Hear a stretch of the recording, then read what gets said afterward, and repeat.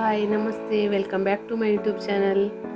ಇವತ್ತು ನಾನು corn flower ಮತ್ತು ಮೈದಾ ಹಾಕಿ ಮಾಡಿದ ಚಿಕನ್ ಕಬಾಬಿದ್ದು ವಿಡಿಯೋ ಮಾಡ್ತಿದ್ದೇನೆ. ಅದಕ್ಕೆ ಅರ್ಧ ಕೆಜಿ ಕೋಳಿ ಇಟ್ಕೊಂಡಿದ್ದೇನೆ ಮತ್ತು 1 ಕಪ್ಪು ಮೈದಾ, 3 ಚಮಚ ರೆಡ್ ಚಿಲ್ಲಿ, 2 ಚಮಚ ಪೆಪ್ಪರು, ಕಾರ್ನ್ ಫ್ಲವರ್ 1 ಕಪ್ಪು, ಅರಿಶಿನ ಅರ್ಧ ಮತ್ತು ಸ್ವಲ್ಪ ಉಪ್ಪು ರುಚಿಗೆ, ಮತ್ತು ಚಿಕನ್ ಪೌಡರ್ ಮತ್ತು 1 ಟೇಬಲ್ ಸ್ಪೂನ್ ಅಷ್ಟು ವಿನೆಗರ್.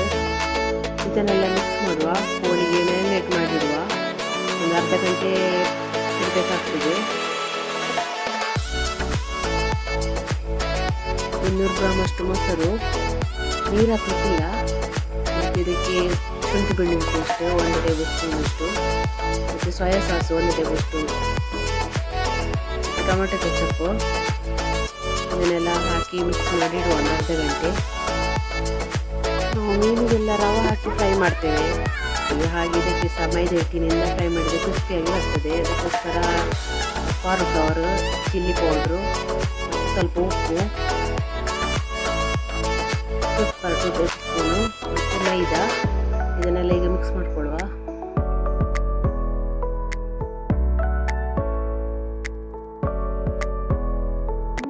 ಈಗ ಎಣ್ಣೆ ಸಹ ರೆಡಿಯಾಗಿದೆ. ಹಾಫ್ ಆನ್ ಅವರ್ ಆಯಿತು ಮ್ಯಾರಿನೇಟ್ ಮಾಡಿಟ್ಟು.